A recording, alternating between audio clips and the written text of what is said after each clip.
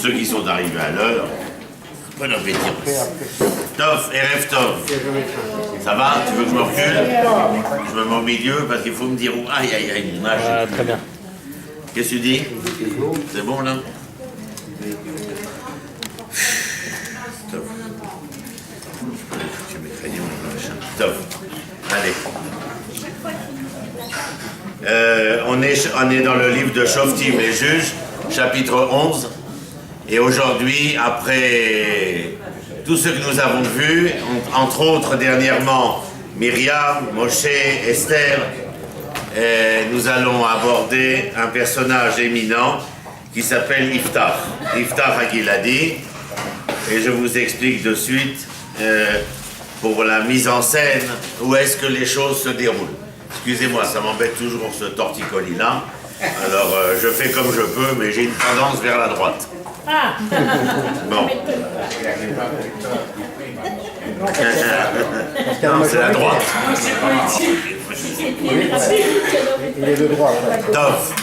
Le livre des juges est un livre qu'on appelle en dents de scie, étant donné que ce livre suit le livre de Yoshua, Josué, qui lui a été mandaté pour conquérir la terre d'Eretz Israël, ce qu'il ne fera qu'en partie, laissant le peuple et la terre d'Israël dans une souveraineté partielle, étant donné que nombre de peuplades continueront de vivre au sein d'Israël, et donc entraînant par cela une interférence, une ingérence, non seulement sociologique, économique, mais aussi culturelle et donc spirituelle. Le livre des juges est un livre en dents de scie parce que tout le long du livre des juges, les phrases sont répétitives. Et ils firent le mal aux yeux de l'Éternel, et l'Éternel leva un peuple contre eux, et les enfants d'Israël se repentirent. Alors un juge apparut pour combattre l'ingérence de ces peuplades étrangères, et la terre se reposa pendant 20, 30 ou 40 ans. Tout le livre des juges est sur cette même rythmique. Vayasu ara be'ene Hashem, etc., etc. Voilà. Maintenant, l'un de ces juges va s'appeler Iftach. Ce qui est important, c'est de découvrir ce que nous faisons ici, ce que je fais dans tout le pays, de permettre de rentrer dans le Tanakh, qui est l'essence, la quintessence de tout ce qui s'appelle le judaïsme, bien entendu. Et je suis attaché à ce livre parce que je me suis rendu compte que nous l'avons excessivement blessé, si ce n'est meurtri, par un manque de déférence et de référence à cette littérature de fond et d'essentiel. Et donc, je suis très admiratif des élèves de Polytechnique, mais je dis que tout commence à la maternelle. Alors, si vous le permettez, on continue avec notre mathsup à nous, maternelle supérieure, et ce soir, ce sera Iftach. Alors, le contexte du personnage, c'est que nous sommes, si vous avez la carte d'Israël devant les yeux, nous sommes, regardez où est la Jordanie d'aujourd'hui, le nord de la Jordanie, qui est mitoyen donc de la frontière syro-jordanienne. Cette partie nord de la Jordanie s'appelle le territoire de Gil'ad. C'est-à-dire, je vous rappelle rien que Eretz Israël est de part et d'autre du Jourdain. C'est-à-dire, la tribu de Ephraïm, de Ménaché, etc. Réhouven, Ephraïm, Chetzi Ménaché, la moitié de Ménaché sont là-bas. Pour ceux qui ont un Tanakh, moi je lis dans le Tanakh parce que je ne suis pas devin. Si je l'étais, j'aurais fait que le monde soit meilleur. Mais étant donné que je n'ai pas ce pouvoir, je n'ai que le pouvoir de la parole, alors j'espère avec mon verre pouvoir faire que l'histoire se conjugue de la meilleure des manières. Vaïf, ça suffit. Je m'appellerai mon parent, passe à mon bureau. Donc nous sommes au chapitre 11, et au chapitre 11, le texte commence par Vaïftach Hagiladi Aya Gibor Chai. C'est très important d'être attaché au texte. Je vous rappelle que ce livre est ce que disent l'ensemble des peuples et des nations, que nous sommes le peuple de ce livre. C'est-à-dire le peuple d'un verbe, le peuple d'une parole. Il faut être capable de lire les lettres en gras noir sur fond blanc qui sont là pour dire ce que la lettre veut dire. Mais ce que vous étudiez avec moi, ce sont les blancs qui sont les noms dits de ces lettres qui en disent tellement. Ve'iftach HaGiladi, chapitre 11, Yud Aleph. Le livre vous a été donné à la page, à bon escient, vous évitant toute usure musculaire, pour tourner la page. Ve'iftach HaGiladi Aya Gibor Chai.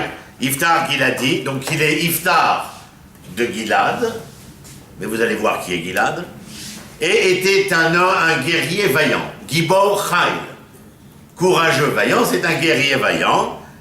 Veu ben Isha Zona, il est le fils d'une femme qui n'est pas une péripatéticienne, mais qui est la concubine d'un homme qui n'est pas marié avec elle.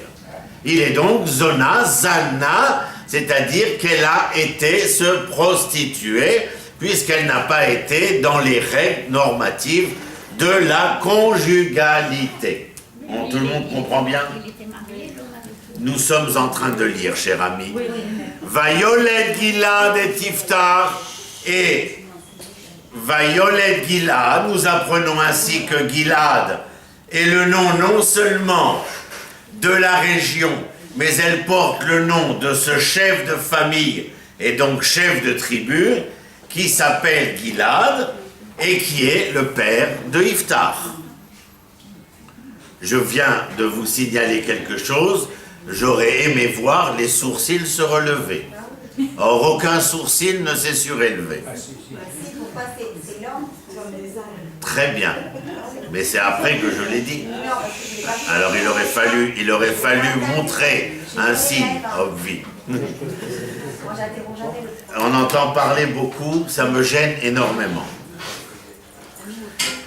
Vayolet Gilad et Iftar, le père est celui qui est le père de l'enfant.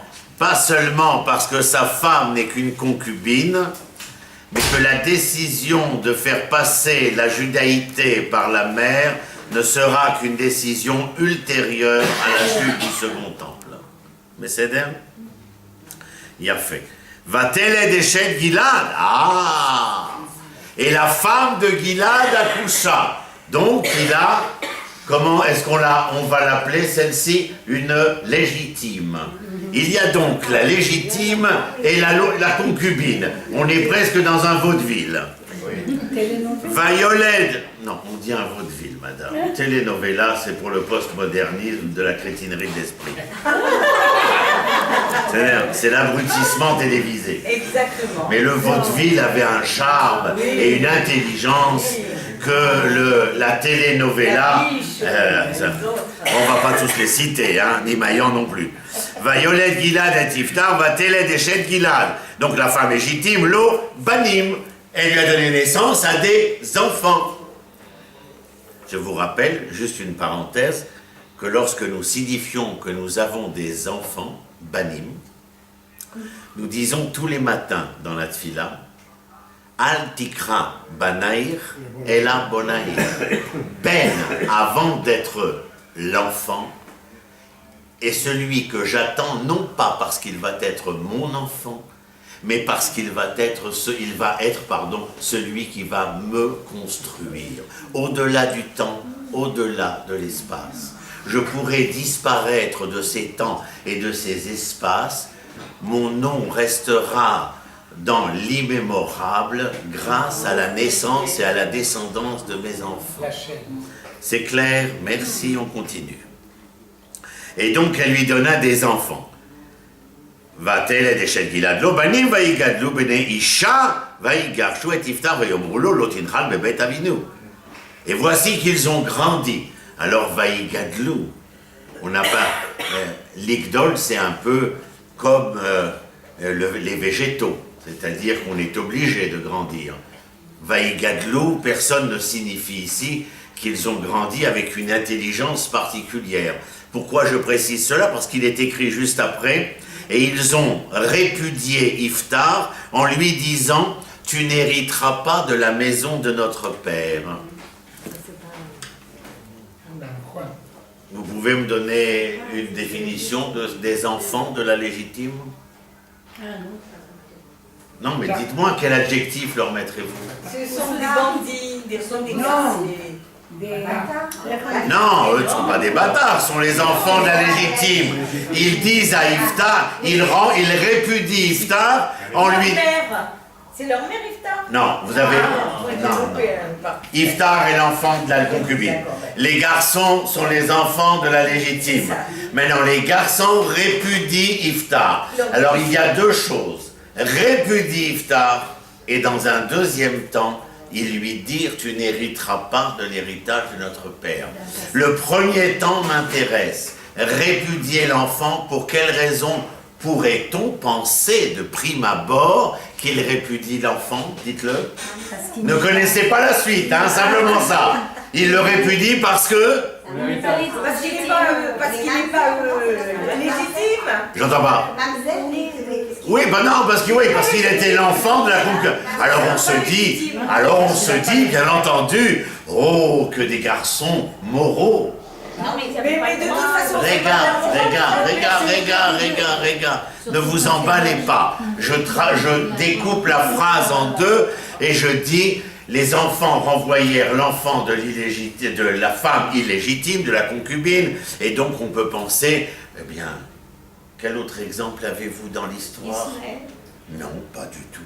Pas du tout, les frères, non. Yitzhak n'a jamais renvoyé Ishmaël. Vous avez un seul exemple dans le Tanakh. Abraham. Pas du tout. Yitzhak n'a pas renvoyé Ishmaël. Non, mais c'est Abraham. Non, Abraham. Je vous parle des... Mais vous faites digression, là. Enfin, sachez que nous êtes... Hein? Yosef. Ah non, ouais, non. Je parle d'un exemple comme celui-là, d'un enfant considéré comme illégitime.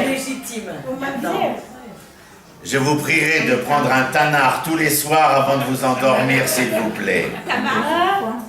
Non, madame.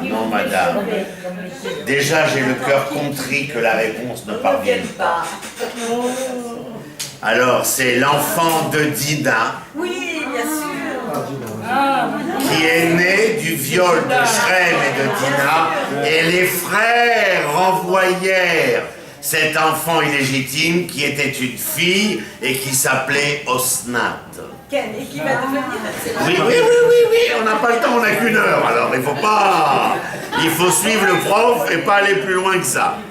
Simplement, je vous fais une connaissance. Vous devez connaître votre livre sur le bout des doigts.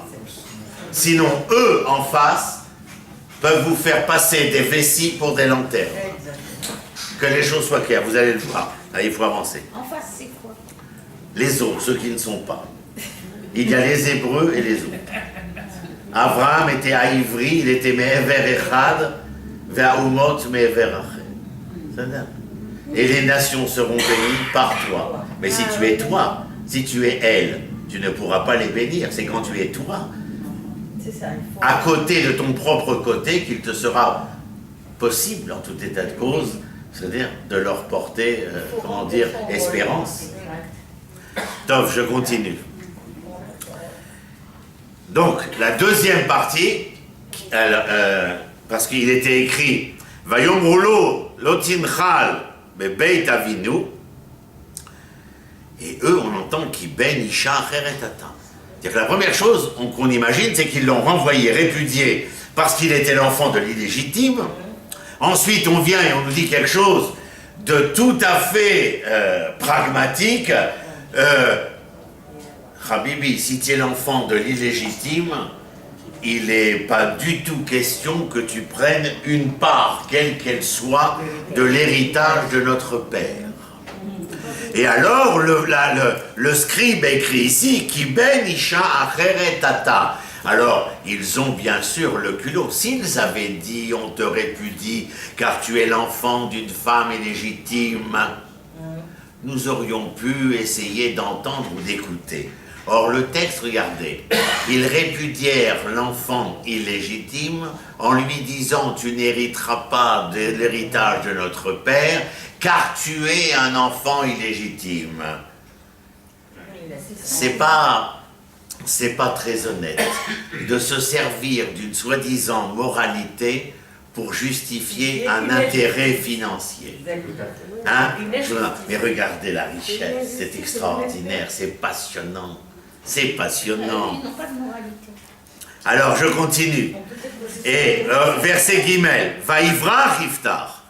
Et alors là, moi, quand je lis Vaïvrach Iftar, eux l'ont répudié. J'aurais pu entendre de manière littéraire à ce qu'il soit écrit Vayetse Iftar.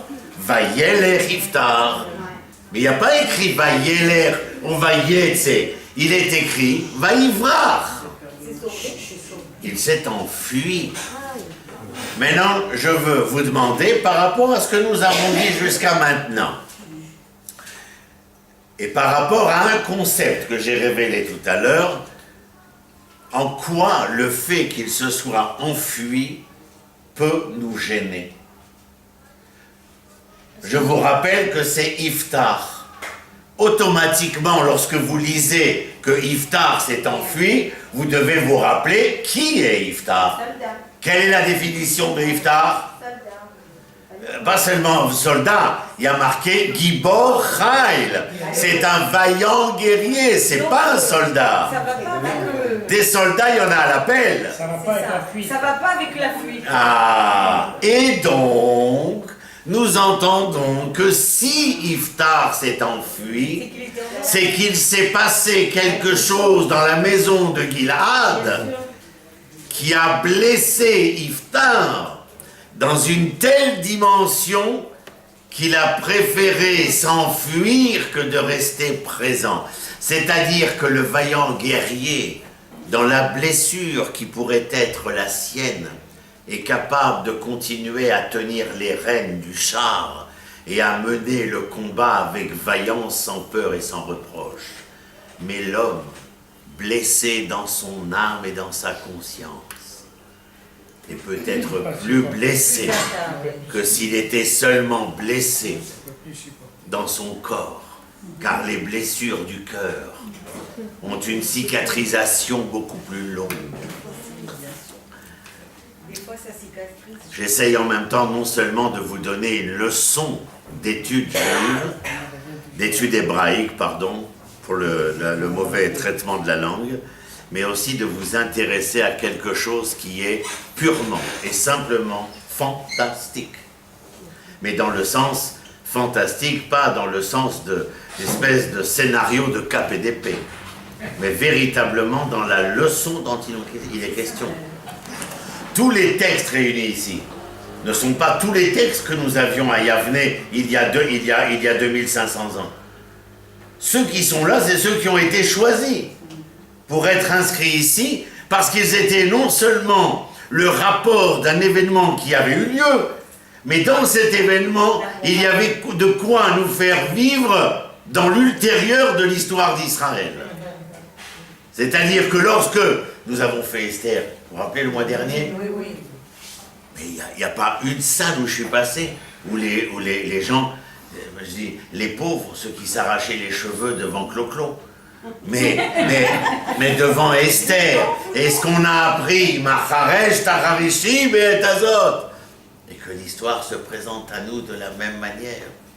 Tu peux être celui qui est présent dans l'histoire et tu peux te refuser à l'histoire. Mais l'histoire ne s'arrêtera pas, elle ne s'arrêtera jamais puisqu'elle est inexorable. Mais c'était aujourd'hui, c'est aujourd'hui. Alors, alors il s'est enfui du devant de ses frères. Mais moi, vous savez qu'est-ce que je rajoute lorsqu'il est écrit chez Vaïvrar, Mipne Echav, il s'est enfui du devant, non pas seulement du devant. Panim, Zepnim. Panim, ce ne sont pas les traits du visage. En hébreu, nous disons tave panim, les notes du visage. Lorsque ces notes, qui ne sont pas les traits de la langue latine, eh bien lorsque les notes sont véritablement à la juste place, permettant la révélation de l'harmonie du visage, il est question d'une véritable symphonie de votre être. Mais c'est très difficile. Quelle candeur dans la chose. Est-ce qu'il ne voit pas dans ses frères? Il ne voit pas, il s'est enfui de leur intériorité. Pourquoi? Parce que certainement que cette intériorité n'était que superficialité, celle de l'intérêt. Et alors il s'est enfui de qui? De ses frères. Oui, Manitou nous enseignait, à Rav Yehuda Ashkenazi Zatzal, que si les nations du monde sont en recherche de paternité, c'est parce que ces enfants se sentent orphelins. Mais nous, les Hébreux, nous sommes en recherche de fraternité parce que le Père, nous l'avons déjà trouvé. Et ce qui nous manque pour rédempter ce monde, c'est de trouver le frère. Le frère en hébreu, c'est Ach.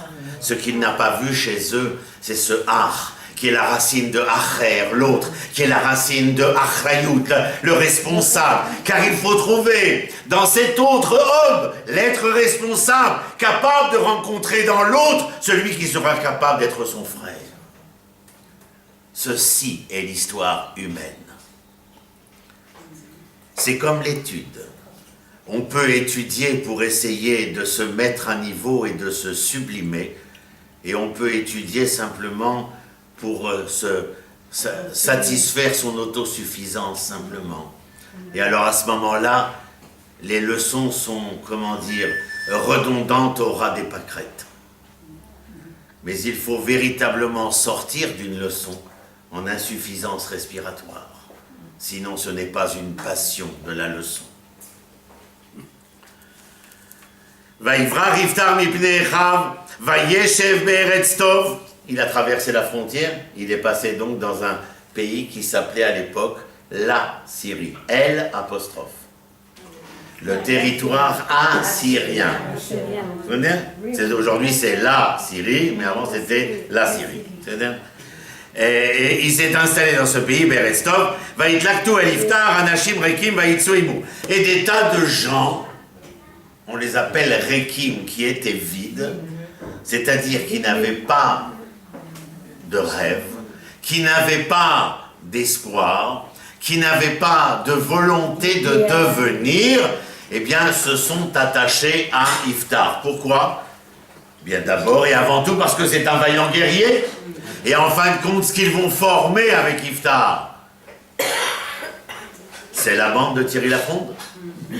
C'est-à-dire qu'ils vont sévir dans le sud de la Syrie, protégeant les fermiers, protégeant les bétails, sans frère tuc et sans personne, mais avec eux-mêmes capables d'essayer de donner un tant soit peu de probité à ce sud de la Syrie.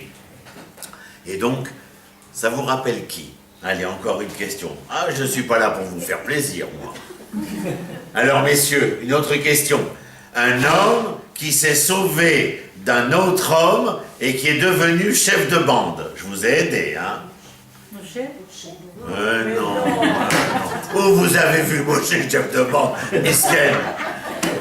La seule bande qu'il a trouvée, c'est les nanas de Hydro au Pied du Puy. On peut penser à David qui... Exactement. On sait pas. Nous pourrions penser, mais dans l'affirmative de la leçon, David s'enfuyant de devant Shaoul, nombre de, comment dire, mises à l'écart de la société se rassemblèrent autour de lui, et David et ses manants firent régner la protection dans la Judée. Si vous n'avez pas tout en tête, vous ne pouvez pas faire les liens et vous expliquer à l'autre. Ils ne comprennent pas l'ONU si vous ne leur parlez pas avec les connexions. C'est dingue. Je crois pas que même avec les connexions, ils comprennent. Ça, je ne suis pas sûr.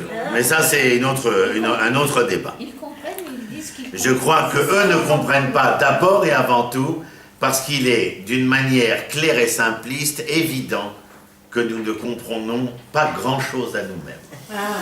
Voilà. Mais je suis désolé de ne pas faire plaisir à personne. Mais il est certain que lorsqu'on ne possède pas, il est difficile de pouvoir donner. Et lorsque vous voulez donner de ce que vous possédez, il aurait fallu avoir, non pas l'outrecuidance, mais la décence de vouloir acquérir. Ça demande. On est une telle énigme pour les nations que vous avez... Oui, mais parce qu'on est une énigme pour les nations, parce que nous sommes, encore une fois, je reviens à la même dialectique, nous sommes une énigme pour nous-mêmes. Nous sommes incapables de donner les vraies réponses. Regarde comment c'est tellement difficile de se retrouver enfin une nation, enfin un peuple souverain, enfin un peuple indépendant. Pendant 2000 ans, on l'a demandé. Dieu nous l'offre sur un plateau. Bon, il nous faut... Regarde les difficultés. Le Rav Il y en a qui font la fine bouche pour venir. Hein. Mais il n'y a pas que le Rav Avinir qui le dit. Le fait que la terre donne ses fruits et le peuple revienne. On y en est en plein ravalement de l'immeuble. Oui, oui, Naron. Donc, allez, venez, on avance. Le temps qui nous est imparti avance inexorablement. Anashim Rekim Vaïtsuimu. Vaï, je suis au verset Dalet. Vaï miyamim,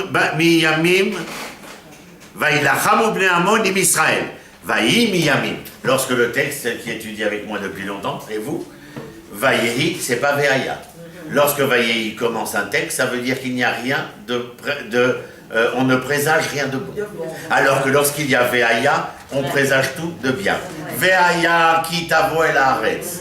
Pourquoi? Le Vav transforme le verbe Baya, passé, en futur. Ceux qui transforment à travers les leçons du passé ce que sera leur demain, ce sont des bienheureux. Mais Vayehi, ce qui transforme le Yehi futur en passé, c'est-à-dire les pathologiques du Yachasra, et les nostalgiques comme on les appelle, eh bien cela ne présage rien de bon. Amener le futur au passé ne présage rien de bon. Amener le passé au futur, c'est bien le contraire. Raison pour laquelle Abraham. L'épreuve de la Hakeda se fait avec Vayehi. Ici, Vayehi, Miyamim, en ces jours-là, Vayehi. Qu'est-ce qu'il y a de comme mauvais présage?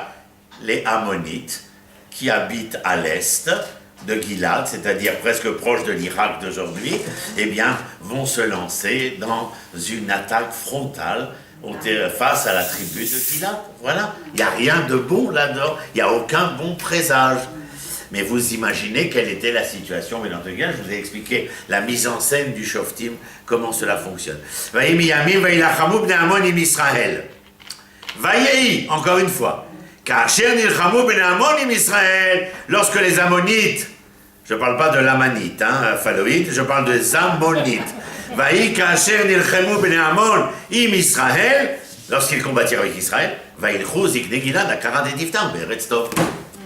voici que soudain, alors que la bataille faisait rage et que apparemment les Israéliens n'en menaient pas large, voici que les anciens de Gilad traversèrent la frontière nord et se rendirent dans le Eretz Tov, là où la bande la bande à Iftar faisait ravage, et les anciens cherchèrent à prendre contact avec Iftar. Oh, c'est absolument... Écoutez bien maintenant, vous allez être interrogés, attention.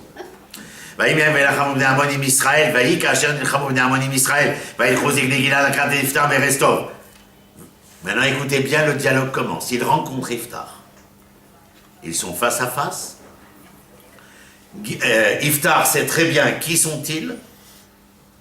Et eux savent exactement dans quelle situation ils se trouvent en ayant traversé la frontière pour le rechercher et venir quémander ce que vous allez entendre.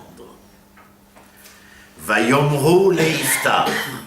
Je vous rappelle que le verbe lémor est le langage de la mère tendresse, alors que les daber est le langage de l'homme juge. Je vous donne, avec le vaïa, avec le lémor, ce sont les clés. 90% des gens qui sont dans des salles comme celle-ci, Shabbat, n'ont fait que lire ce qui est écrit. Parce que la plupart d'entre nous ont oublié ce qu'était ce livre et n'ont pas les clés. Alors, nous avons écouté ce que le Chazan a lu, mais ils sont très peu à avoir entendu. étant donné que le temps de notre histoire va très vite, donc je n'ai pas le temps de faire des cadeaux et des cours bêtes. Vaïe miyamim vaïlachamu bnei Amon im Israël. Faire des cours à l'air. Vaïe kacher nilchemu bnei Amon. Pasuk va. Vayomru le Iftar.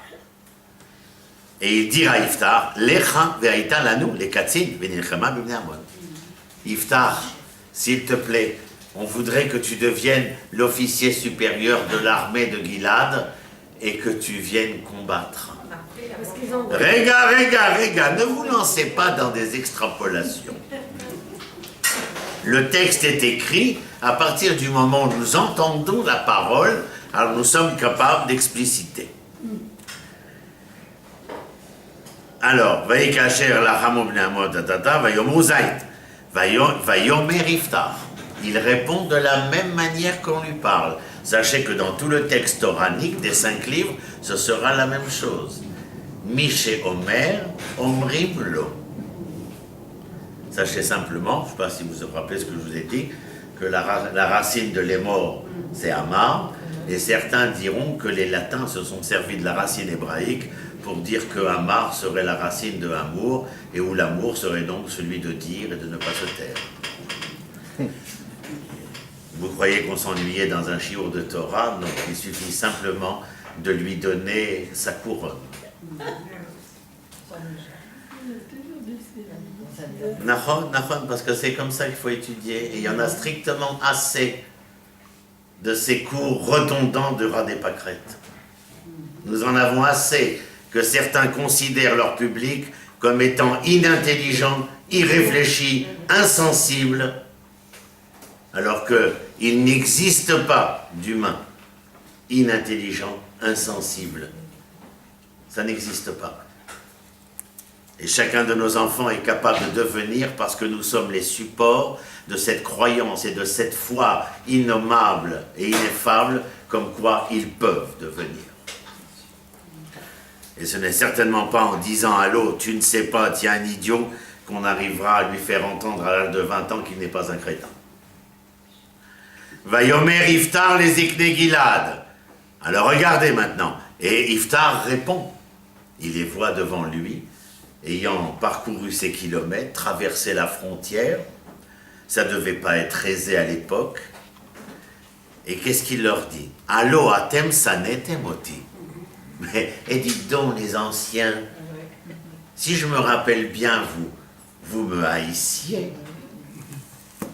Vous avez entendu parler des anciens avant? Depuis qu'on a commencé, vous avez entendu parler des anciens? Non. Alors vous allez m'expliquer pourquoi Iftar leur dit cela. Parce que plein de temps a passé. Non. Parce qu'il les a pas aidés. Alors messieurs, Ils n'ont peut-être pas aidés. explique, c'est presque ça, mais explicite.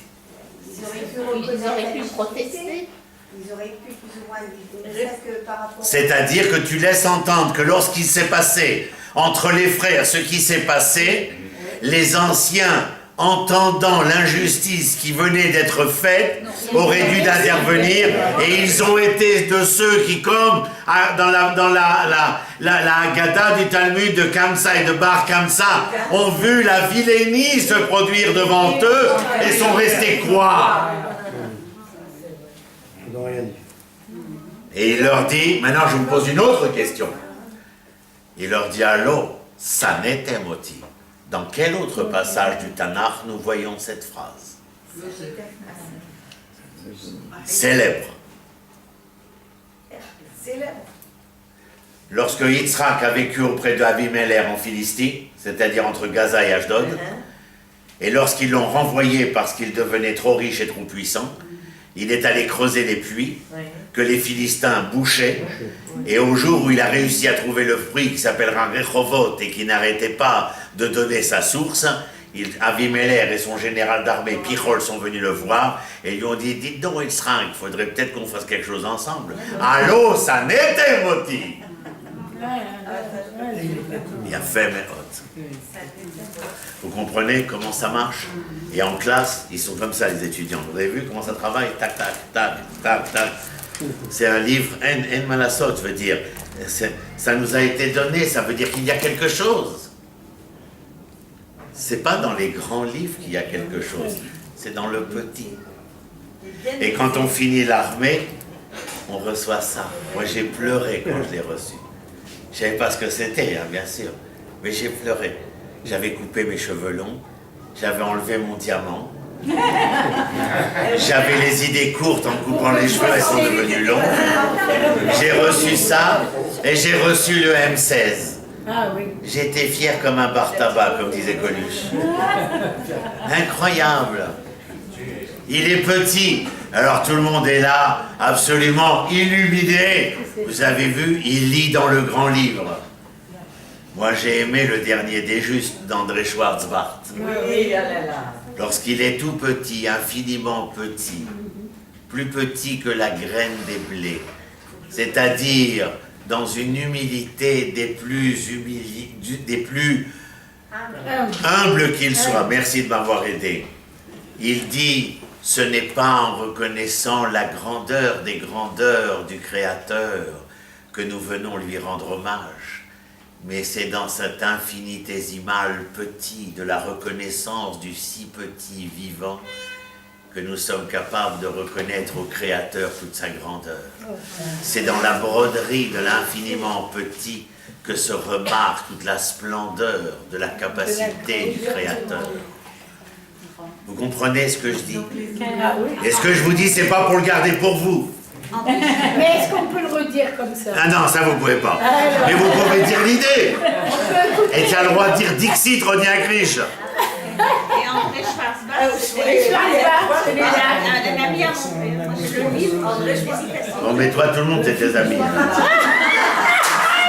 Attends, allez, on continue. Non, c'est pas. Ici, là. Attends, je continue. Allez, on a fait 5 minutes. Vaimi ami velaramubne amodadata. Vayomer iftar les ikne gilad. Alo atem sanetem oti. Et qu'est-ce qu'il dit ensuite? Vate garshuni mi bet avi. Vous m'avez, vous, répudié de la maison. Eux n'ont rien fait. C'est les frères qui ont répudié. Ah, mais maintenant vous savez que ceux qui avaient l'autorité morale d'intervenir et qui n'ont pas réagi sont aussi responsables que ceux qui ont agi. Mais on nous dit ça de regarder. Non, mais regardez la leçon qu'il y a à l'intérieur. Regardez les leçons que depuis exactement 40 minutes nous entendons. C'est leçon après leçon. Je comprends qu'on sorte sous. S-A-O-U-L, bien entendu, pas sous. Mais bien entendu. Et ça rejoint ce que nous avons vu avec Esther. La même chose. Tu peux pas faire la sourde oreille. Parce que qu'est-ce qu'il lui dit? ou bet avir, tovedu. Et toi et la maison de ton père, vous disparaîtrez. Et pourquoi le père ne s'est pas mêlé du tout de cette histoire? Mais ça, c'est une grande question, et colle à cavote que tu la poses, parce que véritablement, une grande question, il est absolument absent ici de l'histoire. Mais je n'ai pas de réponse. Parce qu'il est complètement absent. Je ne traite ici que des présents, et j'ai déjà beaucoup à faire, mais la réflexion, elle est tout à fait juste. Il a capitulé. Mais peut-être il est pas existant. Il est plus existant. Mais personne, on nous a... Mais c'est-à-dire, bon, ça c'est à Charlotte, c'est-à-dire essayer de supposer... Des hypothèses. Les hypothèses, non, on va... Mais la réflexion est juste, absolument, elle est très juste. Je continue, écoutez bien, parce que là, ça va être le moment... un moment important.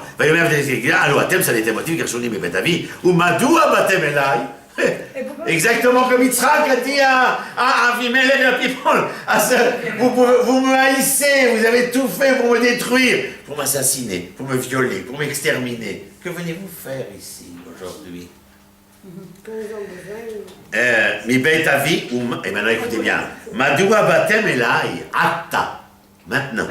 Pourquoi venez-vous maintenant? Et qu'est-ce qui a marqué? Ata ka'asher tsar lachem. Tsar, gesher tsar nerod. Lorsque vous vous sentez oppressé par l'événement douloureux qu'est la conquête des Ammonites de votre terroir, vous vous sentez étranglé, égorgé, alors vous venez me voir dans la douleur, dans la souffrance. Moi j'aurais rajouté quelque chose, mais je me retiens. Non, rajoute. Non, je ne peux pas, la décence m'interdit. Alors, je sais à quoi tu penses. Moi, Ouais, je comprends. tu croyais que c'était Jouvet. Mais ça me sort comme ça, moi je peux pas faire. Vayom Rosik Gilad et Liftar. Alors écoutez maintenant, Chet. Vayom Rosik Gilad. Et les anciens lui répondent, bien sûr. Vayomro, Vayomer, Vayomro. Vayom Rosik Gilad et Liftar. La reine. Moi c'est la reine. Donc, Ainsi, pour cette raison, pour cela, C'est pourquoi. la reine Ata, maintenant, Chavnu. Chavnu. Nous sommes revenus. Oh, cela va bien plus loin que cela. Qui pourrait se suffire de la simple lettre pour aligner à d'autres lettres, en faire un verbe qui serait conjugué dans sa singularité? Que nenni, mon ami, cherchons plus loin. La racine de la chouve, c'est chauve. Tchouva, tu vas à la réponse. tchouva. La réponse. Non, bah attends, j'en dis trois. Tchouva, tchouva, tchouva. Qu'est-ce que la tchouva? Oh, regarde, ne mettez pas la charrue devant les bœufs, sinon vous marchez en arrière. Teshuva, c'est la réponse. Mais s'il y a une réponse, c'est parce qu'il y a eu en amont une question. Et parce que tu es capable de trouver une réponse à ta question, tu sens la nécessité ou la nécessaire liberté de te remettre en question, c'est-à-dire peut-être de te repentir. Mais lorsque la réponse Teshuva a été amenée et qu'elle tend à essayer de te repentir de ce qui n'a pas été, alors c'est la possibilité qu'il t'est donnée de revenir et retrouver ta juste place. Teshuva, Teshuva, Teshuva. Alors vous pensez combien on me fait rire quand on parle de Teshuva et qu'on me dit repentir. C'est simplé. Moi, je dis retour. C'est un processus. S'il n'y a pas ce processus, ein tshuva. C'est une avance vers la Ein vérité, vers la tshuva. connaissance. Le repentir, c'est pas faire une déclaration. Moi, les déclarations d'amour, c'est peut-être joli dans l'opéra de Roméo et Juliette. Mais la même Juliette, à la fin de l'opéra, va demander, ça consiste en quoi ton amour? C'est-à-dire d'être capable de l'étayer et de le concrétiser.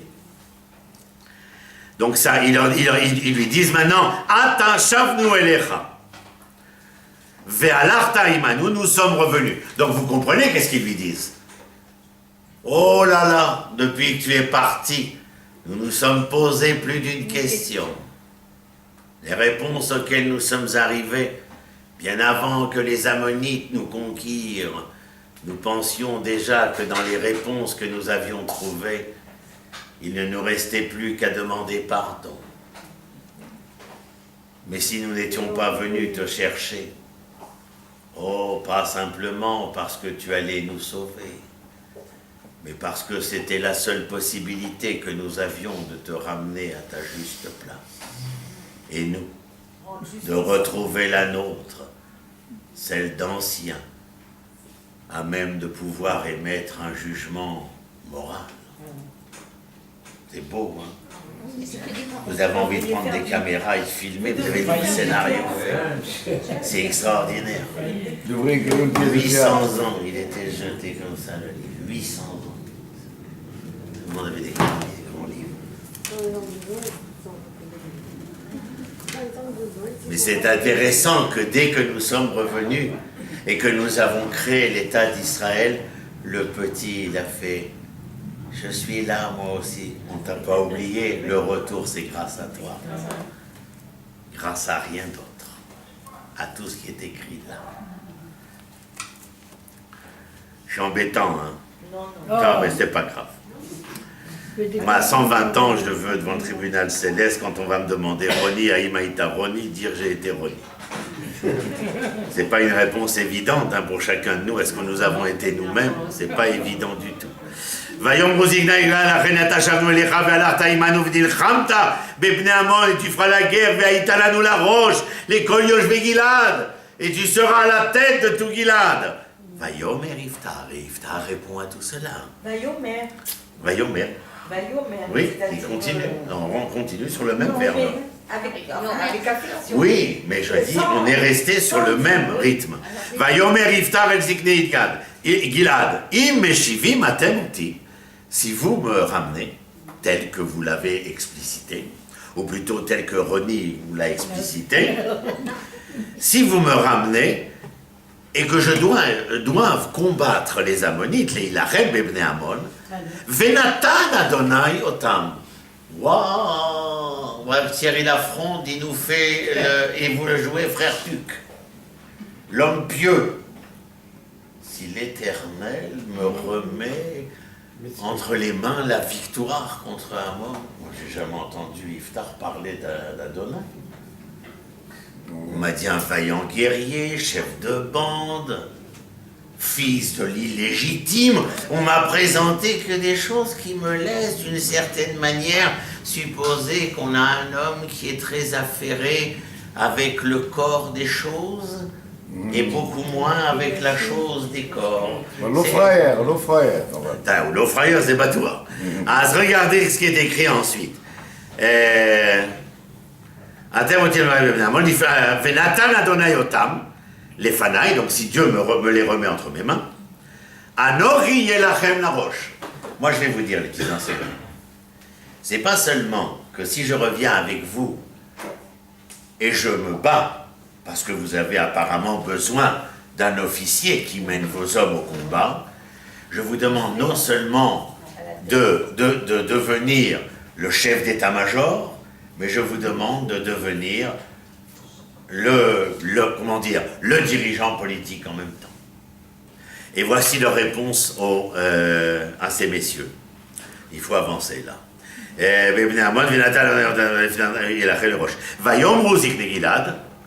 donc les anciens lui répondent, Elifta, Adonai yeshomea benotenu.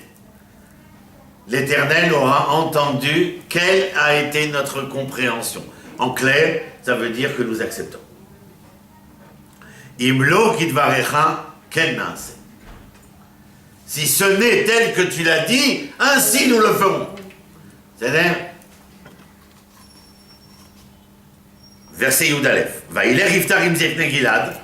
Alors là, on va rentrer dans quelque chose qui, en fin de compte, c'est pas le cours, mais c'est le final qui, en fin de compte, tout le cours en lui-même. Mais le personnage que nous avons présenté n'enlève rien à tout ce que nous avons dit, avec l'importance des leçons. Mais écoutez maintenant, c'est le final, et dans ce final, il y a quelque chose d'absolument fabuleux. Et vous allez comprendre quand je vous dis que les textes ici ont été écrits parce qu'une histoire s'est déroulée, mais parce qu'ils savaient que dans l'histoire qui s'était déroulée, il n'était inscrit que parce qu'il prévoyait une autre histoire. Alors écoutez. Apprenez à garder des suspens Hitchcockiens.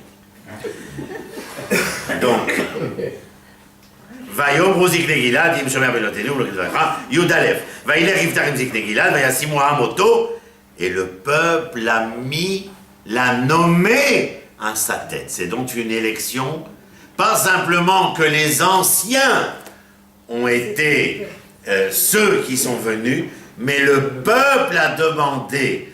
Et on apprend ainsi que lorsque les anciens ont été vers Iftar, c'est qu'ils l'ont été aussi parce que le peuple le voulait et le mandait. Oto aleem les roches mais la katsine.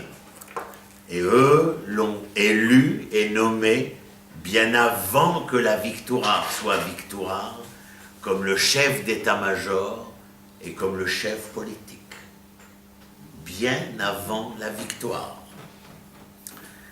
Maintenant, écoutez la suite. Vaïdaber Iftar et kol dvarav lifnei Adonai bamitzpah.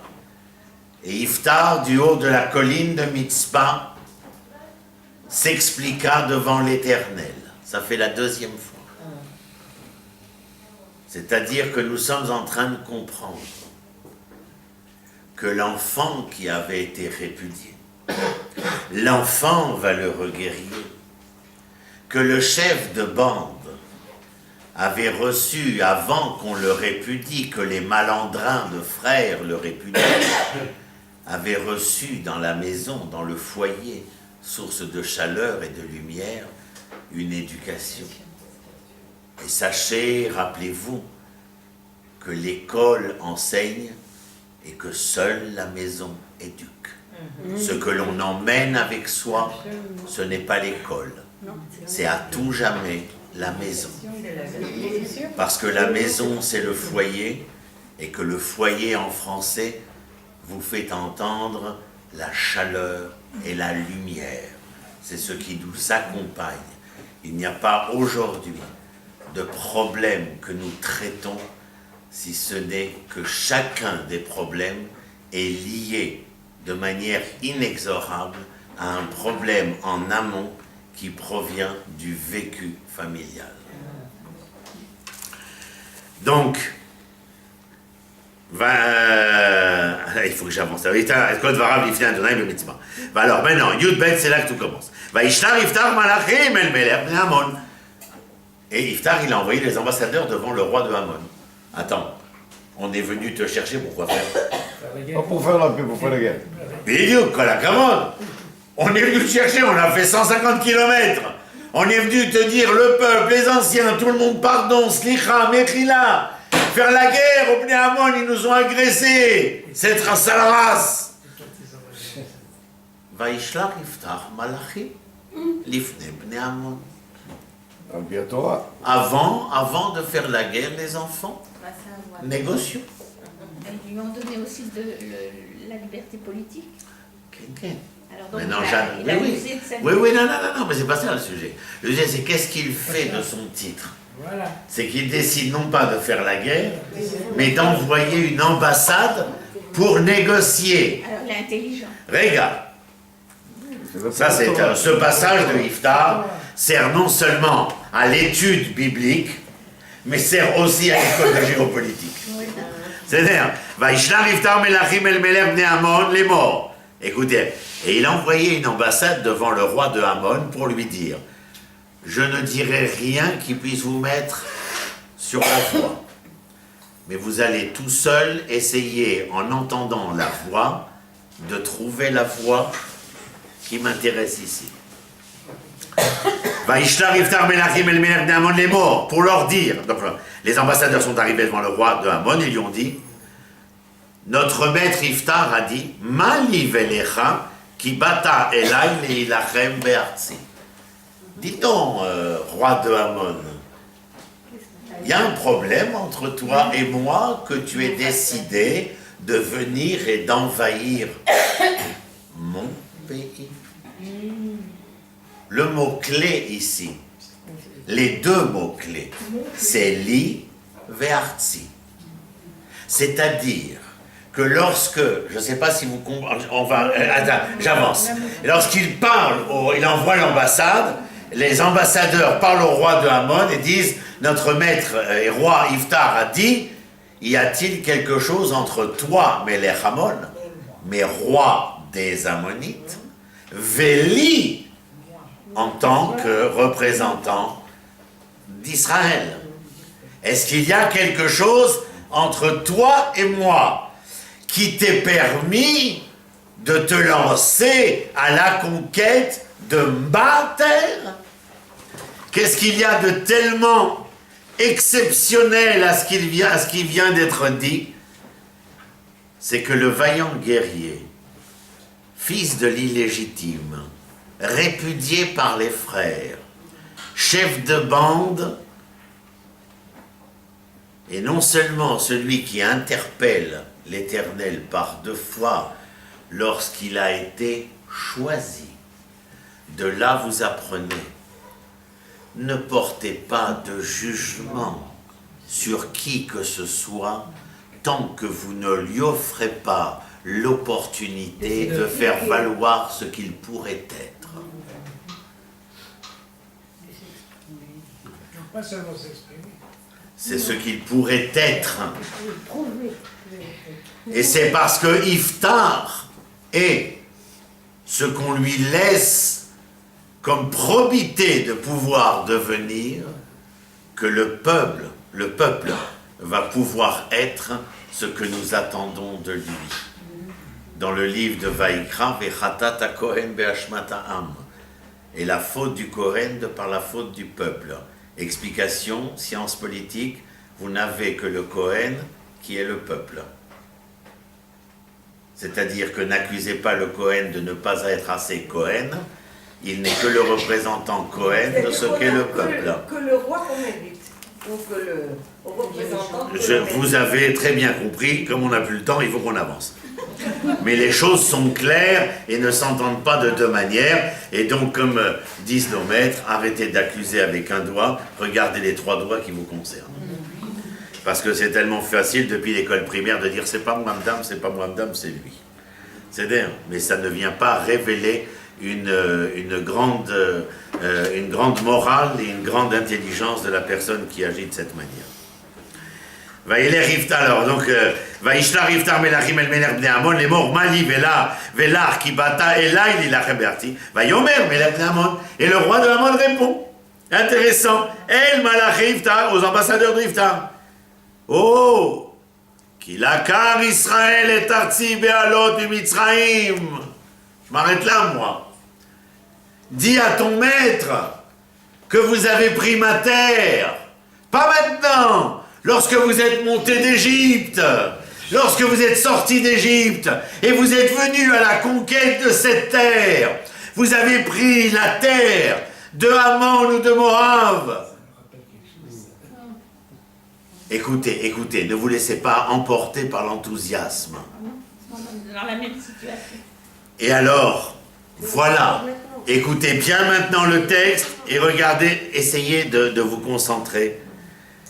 Mi Arnon Vadiabok Vadiarden Veata. Regardez la fin de la phrase. C'est foncier et fondamental. Veata, et maintenant, à Shiva Eten Beshalom. Donne-moi les territoires, je te donne la paix. Voilà. Je me rappelle quelque chose, hein? Aval, ce qui nous permet à nous de réagir aujourd'hui,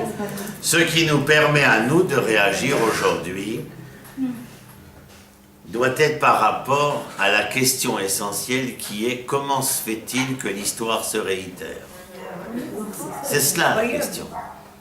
La question, c'est pas de savoir si quelqu'un revendique des terres et que certains sont capables, sur un jeu d'économie de marché, de faire place à cette espèce de troc moyenâgeux de la terre contre la paix.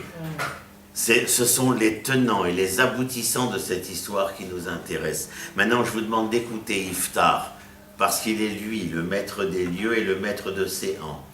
Il est lui le prof à Sciences Po. Écoutez-le. Pasuk Yudalet. Va Yosef od Iftar, et Iftar a, comment dire, non, va Yosef, c'est-à-dire qu'il a réitéré l'ambassade, va Ishlar Melachim El Melech Bnei Amon.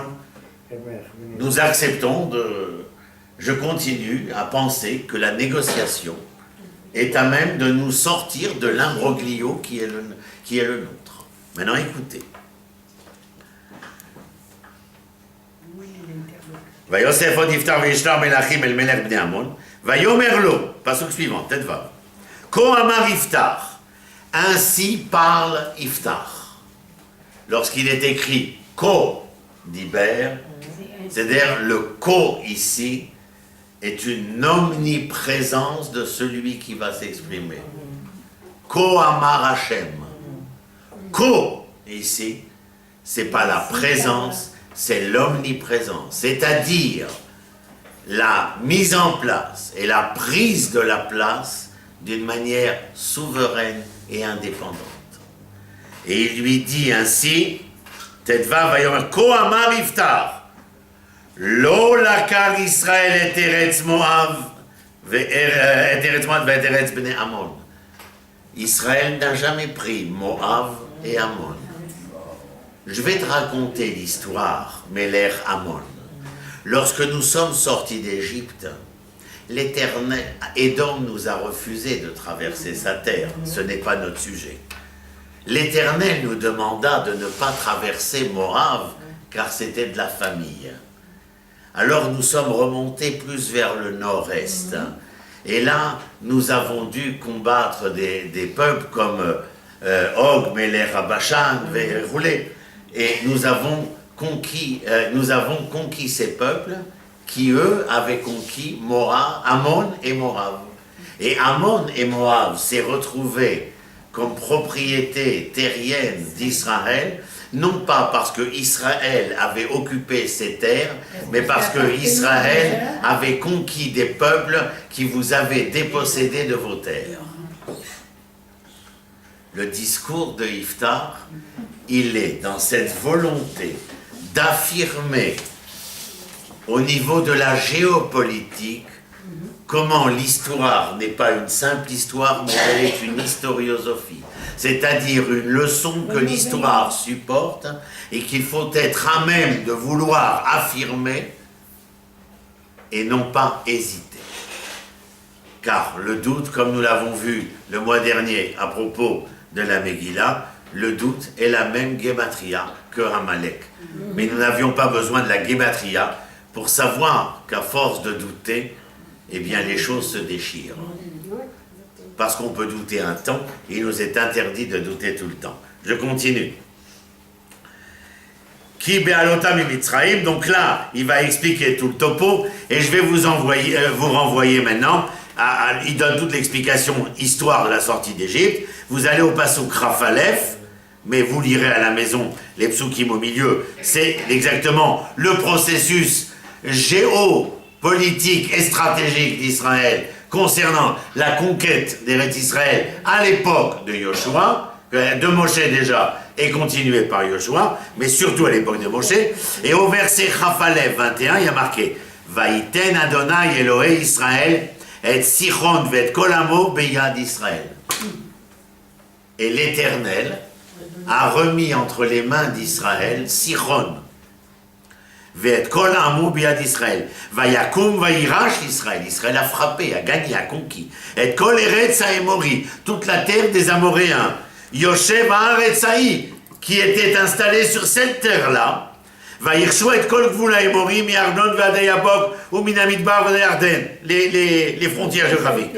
Ve'ata Adonai Elohei Israël horish et haEmori mipnei amo. Ve'ata tiracheno. Nous avons combattu pour assurer notre possibilité de devenir dans cette réinstallation qui est la nôtre. Et toi, tu viendrais et remettrais en cause des frontières sûres et reconnues, seule assurance de la viabilité d'Israël.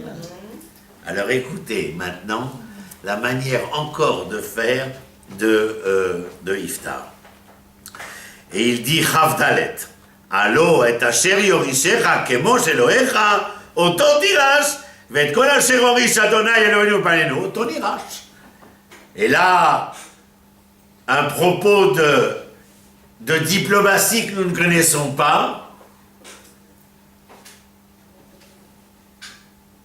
ce que Jésus au Mohamed vous a légué, demandez-lui de vous le rendre. Mais ce que l'Éternel nous a rendu, nous le garderons.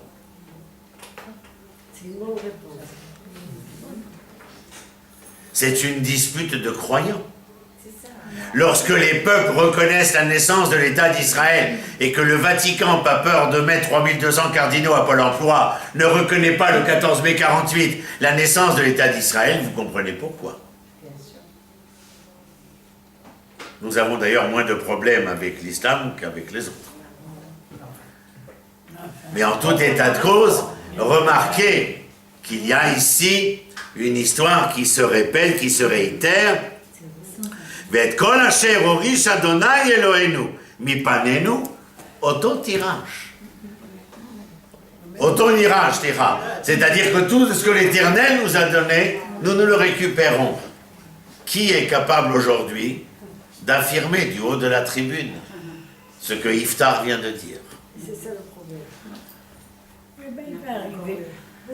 Et il est clair que lorsque nous voyons le phénomène de Iftar, nous remarquons encore une fois, et c'est ma dernière remarque, pour ce soir, que comme nous avons vu pour Moshe, comme nous avons vu pour Abraham, comme nous avons vu pour David, nous voyons pour Iftar qu'à chaque fois dans le Tanakh, quelque chose que dans les grands livres on ne nous dira jamais, étant donné que personne n'a véritablement conscience de cette réalité-là, sauf ce livre-là.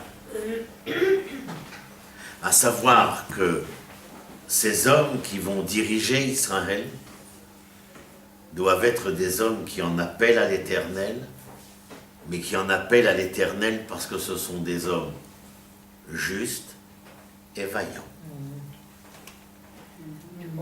Abraham partira en guerre, mais Abraham est le chesed.